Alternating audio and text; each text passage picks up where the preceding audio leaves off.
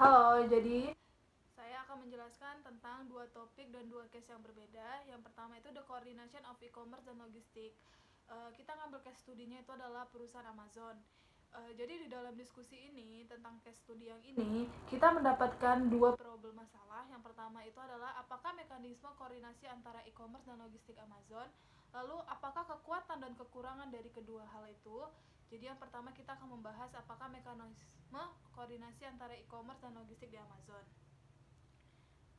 Oke, jadi di masa lalu orang tidak menyadari betapa pentingnya logistik dalam pengembangan e-commerce itu sendiri. Kurangnya pengetahuan bahwa logistik harus diubah dalam lingkungan e-commerce juga dipercaya logistik masih melalui saluran distribusi tradisional untuk sebagian besar barang dan jasa.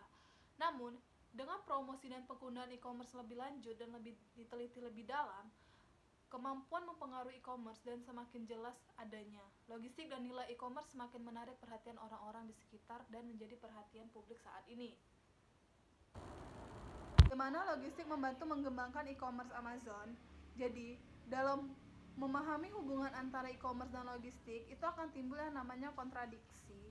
Atau kontradiksi ini dapat memahami solusi e-commerce juga membantu logistik untuk memberikan makna bagi model ekonomi baru, memerlukan model logistik baru. Dan di Amazon Cina sendiri, dengan bantuan pengalaman dari bisnis Amerika, memiliki pengalaman logistik yang kuat. Karena Amazon memiliki departemen logistik sendiri, departemen fokus pada pengiriman barang kepada pelanggan dan karyawan Amazon sendiri, dan kemudian mendapatkan umpan balik secara langsung dari pelanggan itu sendiri. Jadi meningkatkan manfaat branding jauh lebih penting di Cina daripada menggunakan perusahaan outsourcing yang dapat memperkuat kepercayaan dari kliennya itu sendiri. Pelanggan adalah dewa bisnis. Dengan bantuan umpan balik itu sendiri, maka pengembangan e-commerce sendiri terhadap logistik yang ada di Amazon itu sangat berkembang baik. Bagaimana e-commerce membantu mengembangkan sistem logistik itu sendiri yang ada di Amazon? Sistem logistik yang menyeluruh adalah sumber kehidupan e-commerce. E-commerce didasarkan pada teknologi informasi modern dan jaringan komputer untuk memungkinkan transaksi barang dan jasa yang terjadi. Memiliki virtualisasi perdagangan, fitur transparan, biaya rendah, dan efisien tinggi dalam e-commerce, aliran informasi, aliran bisnis, aliran modal proyek yang dapat diselesaikan melalui komputer online. Tetapi, operasi logistik membutuhkan proses nyata, tidak seperti arus informasi, aliran modal. Oleh karena itu, logistik sebagai bagian e-commerce akan menjadi faktor kunci dalam menentukan efektivitas e-commerce itu sendiri. Kami menemukan beberapa alasan adalah kegagalan bisnis e-commerce. Yang pertama itu adalah beberapa literatur sebagian besar karena kegagalan logistik. Keberhasilan Amazon juga karena keberhasilan dalam logistiknya. Meskipun Amazon adalah perusahaan e-commerce, tetapi sistem logistiknya sangat baik. Tidak kalah dengan perusahaan logistik entitas.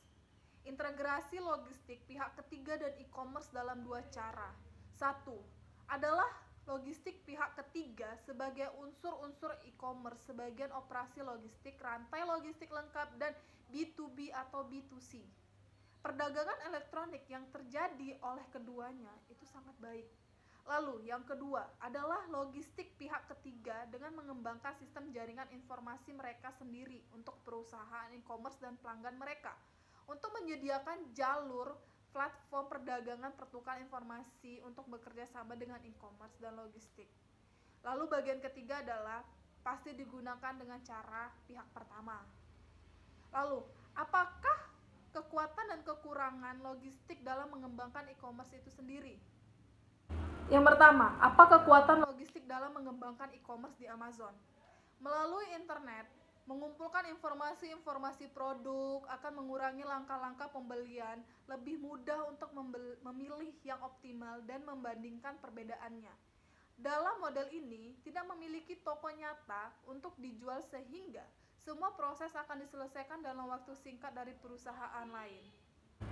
Untuk pelanggan Amazon memiliki harga konsumen minimal untuk pengiriman gratis, itu sangat meyakinkan bagi beberapa pelanggan. Jika pelanggan khawatir tentang kualitas atau pengiriman, setelah satu pengalaman, berbelanja yang memuaskan, akan percaya dan mulai belanja secara e-commerce dan mulai melihat iklan-iklan Amazon di berbagai media sosial lainnya. Amazon adalah perusahaan e-commerce pertama yang terkenal di Cina. Logistik sistemik yang mempromosikan pengembangan e-commerce di Cina, logistik sebagai desain promosi sangat penting. Dalam proses pembelian Amazon, sebagai desain promosi sangat penting dalam proses pembelian. Amazon selalu menemukan cara terbaik untuk menggabungkan berbagai kebutuhan. Pusat logistik Amazon didasarkan pada kebutuhan pelanggan itu sendiri. Untuk sebuah perusahaan, sumber daya pusat logistik sendiri membutuhkan banyak biaya karena distribusi pelanggan tidak begitu jelas. Tetapi sangat penting untuk mengontrol pengalaman yang diterima oleh pelanggan itu sendiri. Jadi, Amazon melanggar batas geografis tradisional memiliki pusat logistik dari kota besar ke kota kecil, menghemat biaya pengiriman, dan menghemat pengeluaran yang terjadi secara tiba-tiba. Lalu, Amazon juga memiliki teknologi logistik, sistem pemesanan elektronik, pertukaran data elektronik, dan respon pelanggan secara elektronik. Semua itu adalah alasan yang menjadikan kostum pengalaman yang baik dalam perdagangan elektronik. Logistik adalah dasar pengembangan e-commerce, dan Amazon adalah yang membuat sistem logistik e-commerce. Amazon memiliki aliansi e-commerce yang tidak memiliki departemen produk ataupun departemen inovasi untuk produknya sendiri. Lalu, apakah kekurangan logistik untuk menggabungkan e-commerce di dalam Amazon? Meskipun e-commerce berkembang dengan cepat, tetapi kelemahannya juga sangat besar. Logistik adalah bagian terpenting dalam e-bisnis. Itu dapat mempengaruhi hasil akhir dari transaksi. Dan itu adalah bagian yang paling diperhatikan oleh pelanggan. Saat ini, sistem logistik Amazon masih belum sempurna sepenuhnya. Kekurangan dalam logistik Amazon adalah batasannya. Beberapa jenis produk seperti cairan, komestik, elektronik tidak diperbolehkan untuk transportasi internasional saat ini. Amazon hanya mendukung beberapa produk tertentu untuk pengiriman internasional seperti buku, video, mainan, melalui kombinasi dengan UPS atau DHL. Alaman web Amazon memiliki semua informasi negara, produk, waktu, dan harga. Keterbatasannya adalah selama liburan. Selama liburan, pengiriman yang dilakukan oleh pihak Amazon akan tertunda. Terkendala di mana karyawan-karyawan yang ada di dalam logistik Amazon memiliki hari off. Sekarang saya akan menjelaskan topik lainnya dengan case yang berbeda. Jadi topik ini adalah accessing market entry strategy in emerging markets. Case studi akan kita bahas adalah Idle Technology Consulting Limited.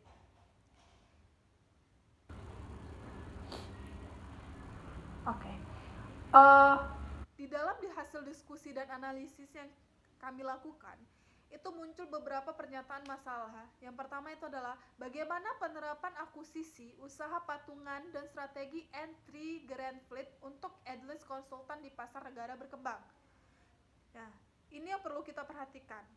Yang pertama, bagaimana penerapan akuisisi, usaha patungan, dan strategi entry greenfield untuk idle konsultasi di pasar negara berkembang. Pada tujuan pertama dari penelitian ini yang berupaya mengevaluasi strategi masuk pasar negara berkembang untuk perusahaan itu sendiri, respon tersebut disusun dalam tema-tema yang sejalan dengan tujuan penelitian ini, yaitu pertama, untuk menguji strategi masuknya pasar ini ke dalam pasar negara berkembang untuk layanan dan firma konsultasi profesional seperti Idle Technology Consulting. Jadi, tanggapan pada mereka pertama dan tujuan yang merupakan strategi masuknya pasar ini ke dalam pasar negara berkembang untuk Idle Consulting mengungkapkan bahwa mayoritas responden berpendapat bahwa strategi masuknya pasar sangat tergantung pada karakteristik pasar berkembang, spesifikasi yang mereka terima.